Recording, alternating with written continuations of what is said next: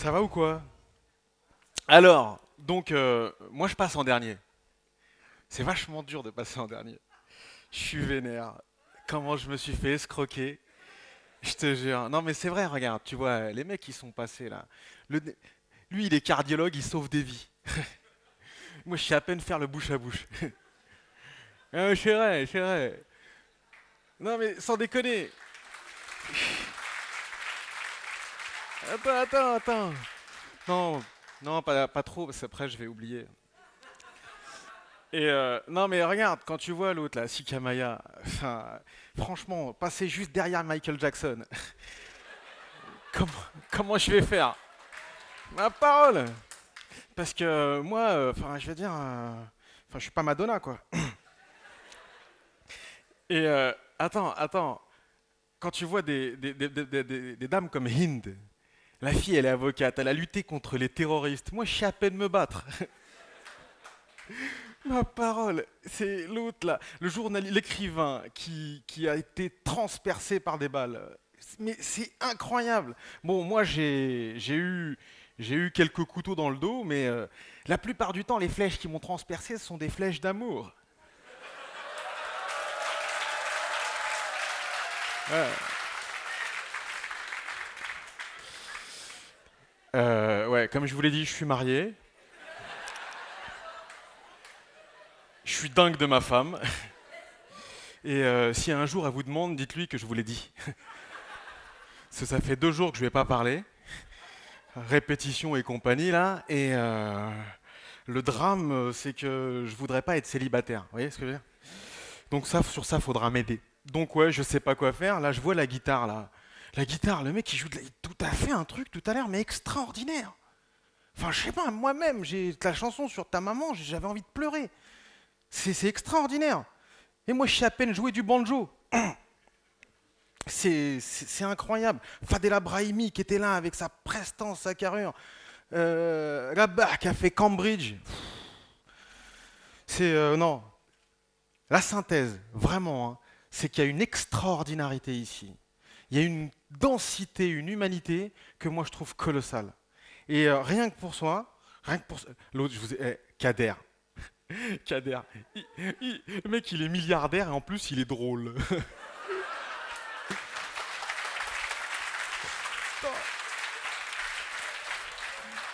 Tu sais, mais moi, Kader, je te vois, j'ai envie de dire merde.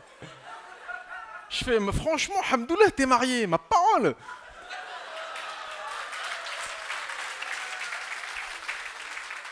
Eh, moi, je te montre pas ma femme, hein.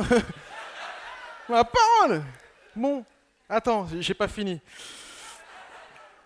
Donc en fait, attends, regarde comment ça monte, hein, regarde ce qui se passe. Donc en fait, ce qui s'est passé, moi je vais vous raconter une histoire. Donc je suis un mec assez ordinaire en réalité par rapport à tout ça. Donc l'introduction, vous la prendrez comme une confession.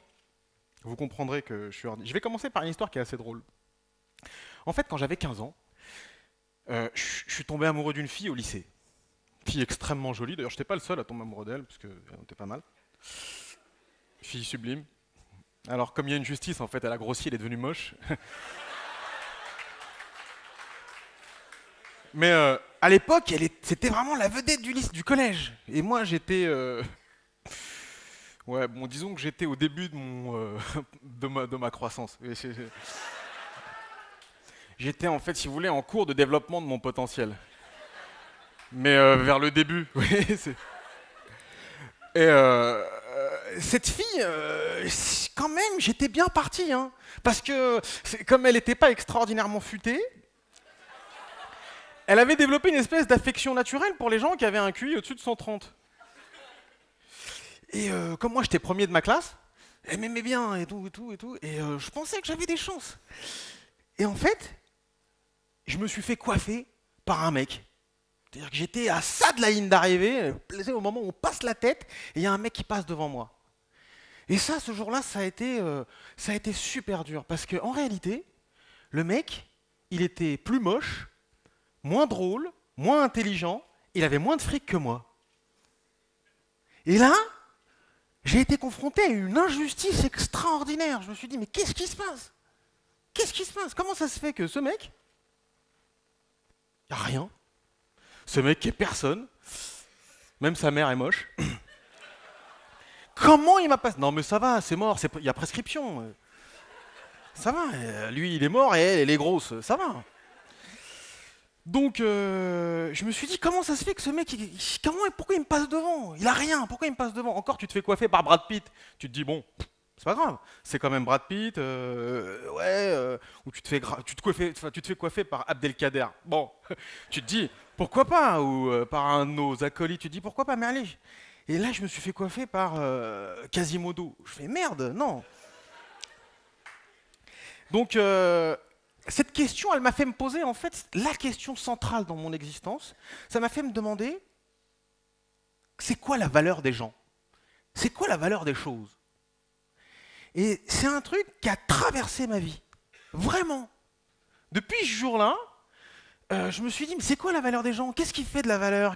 Alors, je me suis rendu compte en fait que, bien entendu, parce que nous vivons dans un monde absolument formidable, j'étais pas le premier à m'être posé la question.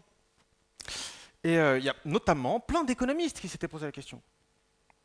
Et dans l'économie, simplement, et ça c'est une idée que j'ai envie de partager avec vous, c'est une idée que vraiment c'est le TEDx, c'est le TEDx, et j'ai envie que ce soit le TEDx Alger. On s'est rendu compte en fait en économie qu'il y a un moment où la richesse c'était la terre.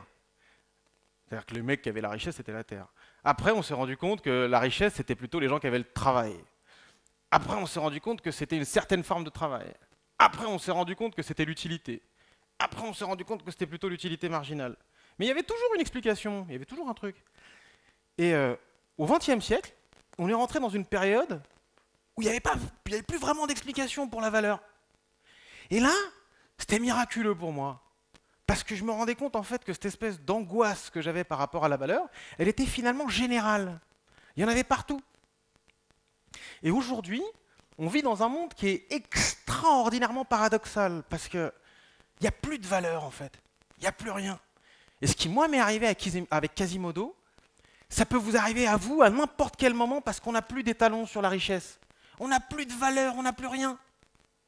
Et c'est ça qui est dramatique.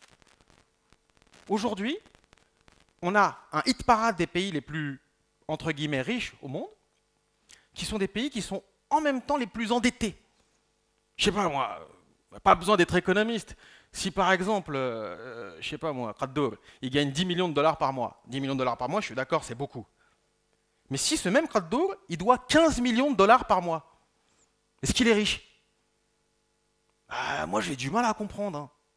Je sais pas, ou alors je suis très très riche. Et donc, c'est typiquement le cas de ce qui se passe avec le Japon par exemple.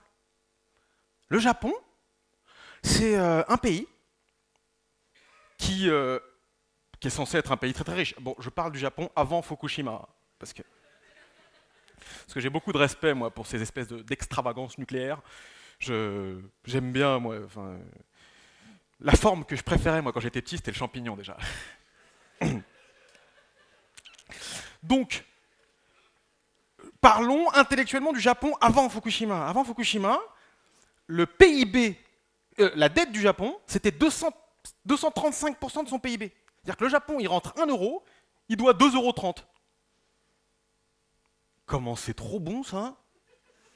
Et tous les bouquins d'économie, ils vous disent, ouais, mais les gars, c'est un pays qui est super riche. Même cas de figure pour les États-Unis, avec un ratio en fait endettement par rapport au PIB qui est un peu plus favorable. Mais c'est le même principe. On nous dit partout depuis qu'on est petit que c'est le pays le plus riche du monde, alors qu'en fait la seule richesse des États-Unis, enfin la seule richesse, de plus en plus, la richesse des États-Unis, c'est la capacité à émettre des bons du Trésor. Aujourd'hui, je ne sais pas si vous connaissez le mythe de Midas. Midas, c'est un mec dans la mythologie grecque qui était tellement radin, qui kiffait tellement l'oseille, que quand il a eu un contact avec les mecs en haut, de l'époque, hein, parce que nous, depuis, on a changé, on a trouvé vachement mieux.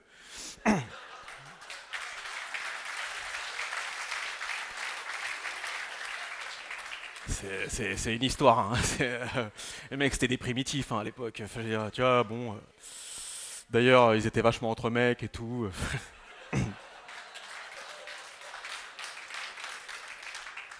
Non, enfin, les temps changent. Hein, je veux dire, Et moi, ce que je veux dire, c'est que, un truc qui est super important, c'est que bon, bah, les mentalités évoluent, hein, et je ne juge personne, hein, bien entendu. Donc Midas, ce qu'il a demandé, c'est moi, tout ce que je veux, les gars. Tout ce que je veux, les gars, c'est que tout ce que je touche, ça se transforme en or. Bon, ça. Moi, j'aurais demandé des meufs, mais. Et en fait, ce qui se passe, c'est ça. C'est-à-dire que et Midas, il est mort parce que forcément, au bout de 3 semaines, à chaque fois qu'il touchait un bout de pain, ça se transformait en or et tout. Donc, il a fini par. Et l'or, ça se mange pas. Donc, le mythe de Midas, c'est ça. Aujourd'hui, si Midas, il existait, il ne demanderait pas de l'or. Il demanderait une bonne note dans les organismes de notation comme Standard & Poor's et Moody's, pour pouvoir en fait emprunter autant qu'il veut. Et donc moi, j'ai grandi un peu dans ce domaine-là. J'ai grandi dans ce domaine-là. J'ai été dans la banque, j'ai travaillé pendant 5 ans en fait quand j'ai fini mes études. Bon, c'est pour ceux qui veulent savoir qui je suis, vous avez qu'à taper mon nom sur internet. On s'en fout en fait. Et moi j'ai travaillé dans la banque en Angleterre, dans une salle des marchés, et j'ai participé à ce domaine. J'ai participé en fait à la structuration de produits dérivés complexes sur des trading floors extrêmement compétitifs, chez des grands noms de la finance planétaire. Et à un moment, moi j'ai eu envie de changer. Parce que j'ai toujours en fait cette espèce d'histoire de râteau dans la gueule que j'avais pris à 15 ans, dans la continuité en fait de cette espèce d'interrogation planétaire et humaine et transversale autour de la création de la valeur. Je me suis dit bon, maintenant j'arrête. Maintenant j'arrête. Et maintenant je vais essayer de faire un truc un peu sérieux. Je vais essayer de faire un... Et qu'est-ce que j'ai fait? J'ai repris finalement les plantations de mes grands-parents dans le sud algérien. J'ai arrêté le trading, enfin la salle des marchés, pour aller dans le désert. Ma mère, elle est devenue folle. Ma mère, si on pouvait faire un procès à son fils, elle me l'aurait fait ce jour-là. Elle y a pensé. Si ma mère connaissait Hind, il m'aurait attaqué à 2. Ma parole. Et donc, en fait, ce qui s'est passé, c'est qu'à ce moment-là, on a introduit l'agriculture biologique en Algérie. On est les premiers, nous, en 2001, à avoir amené les experts qu'il faut, les compétences qu'il faut en Algérie, à avoir mobilisé tout ce qu'il fallait pour pouvoir exporter des produits algériens avec le logo AB. On est les premiers.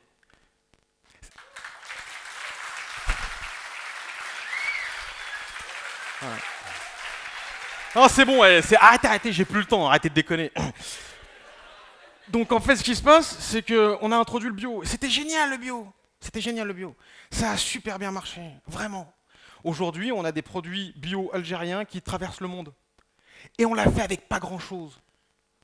On l'a fait avec pas grand-chose. Pourquoi? Parce qu'on s'est posé la question de la valeur. On s'est posé la question de qu'est-ce qui était fondamental. Et vous me direz, ouais, bon, on n'a peut-être pas tous l'âme d'un jardinier. Alors on a fait une deuxième chose, un truc qui est encore plus extraordinaire. Moi, comme je viens de vous le dire, j'ai travaillé dans des salles de marché à une époque. Et les mecs qui bossaient à côté de moi, c'était des mecs qui faisaient des dérivés climatiques. C'est-à-dire des gens qui réfléchissaient en fait sur des produits structurés basés sur le climat. C'est-à-dire que grosso modo, s'il fait plus 5 degrés et que vous êtes un agriculteur, votre récolte, elle est impactée. Donc il y a des produits... Enfin, bref, on s'en fout. Je préfère parler de meufs. Et donc techniquement, les mecs qui m'ont appelé, ils m'ont dit « Ouais mais Hadj, toi tu fais pas des dates dans le désert ?» Je fais « Ouais, donc tu sais planter des arbres ?» Ils me font « Ouais ?» Je fais « D'accord, ok, ouais. » Je pensais que les mecs se foutaient de ma gueule parce que c'était un peu le cas, hein. Systématiquement depuis que j'ai fait ce que j'ai fait, tout le monde se foutait de ma gueule. Enfin jusqu'à il y a 6 mois, quand je me suis marié. Parce que ma femme est extraordinaire. Donc en fait ce qui s'est passé, c'est que les mecs ils m'ont dit qu'il y avait les accords de Kyoto. Il y a les accords de Kyoto et les accords de Marrakech avec le protocole de Kyoto qui permettaient aux entreprises de compenser leurs émissions de dioxyde de carbone en plantant des arbres dans des pays du Sud. Et donc moi je me suis retrouvé aujourd'hui en fait à faire de la compensation carbone. C'est-à-dire que cette mécanique de recherche de valeur, elle m'a amené moi à fabriquer, à imaginer, à faire une structure qui me fait gagner de l'argent parce que je plante des arbres dans des écoles du sud de l'Algérie. Et je peux vous dire que moi qui étais en recherche de valeur, moi qui étais en recherche de sens, moi qui d'une certaine manière voulais changer le monde, eh ben, par chance, hein, et par tâtonnement, et peut-être parce que nous on appelle un peu la NIA, moi j'ai fait un truc qui pour moi est juste extraordinaire. On va planter des arbres, et pas juste planter des arbres, on va en même temps sensibiliser des enfants dans des écoles. Parce que la réalité sur le problème environnemental, on vous raconte des histoires. Parce qu'effectivement, c'est bien de planter des éoliennes partout. C'est bien de planter des arbres. C'est bien de faire des champs gigantesques de panneaux photovoltaïques. C'est bien, c'est bien. Mais en fait, ça ne sert pas à grand-chose. Parce que la vraie réalité, le vrai changement du monde, il viendra de l'éducation. Il viendra de l'éducation des enfants notamment. Et nous, on va en Algérie, à Béchar, à Tarit, à Bni Abbas, dans le nord de l'Algérie, on va voir les enfants, un par un, et on leur fait planter des arbres. Et je peux vous dire que c'est miraculeux de voir l'enthousiasme, l'énergie, et la connexion humaine, et l'espoir que ça peut générer. Et là, on change le monde avec des petits arbres, et avec des enfants. Non, c'est bon, c'est bon. Arrêtez. Il me reste plus que 2 minutes, arrêtez. C'est bon. Donc, on fait des trucs extraordinaires. Ce que moi, je viens vous dire, c'est que moi, j'ai souvent l'habitude de parler avec des gens et qui sont meilleurs que moi. C'est-à-dire que moi, je suis sûr qu'ici, il y a plein de gens qui ont 10 fois mon potentiel. En tout cas, je l'espère. Je l'espère pour nous, je l'espère pour l'humanité, je l'espère pour tous les gens de bien sur cette terre, du passé, du présent et du futur. Ce que moi, je veux vous dire, c'est que si vous voulez changer le monde, commencez par vous changer vous-même. Entreprenez. Et faites ce que vous pouvez, parce qu'il y a toujours un moyen de faire des choses qui peuvent avoir des conséquences extraordinaires. Souvenez-vous qu'on est dans un pays où l'indépendance de notre pays a été gagnée par une équipe à la base qui faisait 21 personnes. On n'est pas beaucoup, c'est pareil. Et c'est pareil partout. En France, on vous parle de résistants. Les résistants, ils étaient 2 en fait à la base. Hein. Ils étaient 2. C'est effectivement, au fur et à mesure, il y a eu des gens qui se sont greffés, mais peu de gens peuvent faire des choses absolument extraordinaires. Et c'est ça que moi je veux vous dire. Je veux vous dire qu'on peut partir de rien, on peut entreprendre, on peut se battre. Et moi ce que je veux que vous fassiez, c'est que je veux que vous vous battiez. Mais que vous vous battiez d'une manière intelligente. Je veux que vous battiez de la manière dont nos ancêtres nous ont appris à nous battre. Se battre par la spiritualité, par l'affection et par la connexion. Je voudrais que chacun d'entre vous maintenant fasse une bise à son partenaire sur la droite. Maintenant! Grouillez-vous, j'ai plus que 30 secondes. Et j'ai encore un truc à dire. Vite! Non, les erguinis, je vous ai vu là, bisous. Oh! Oh!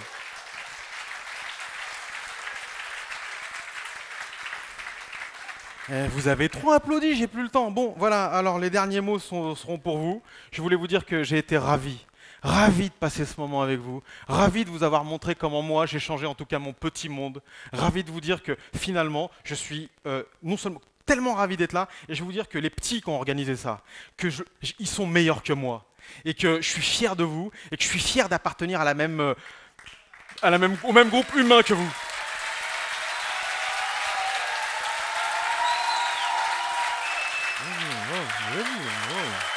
Oh.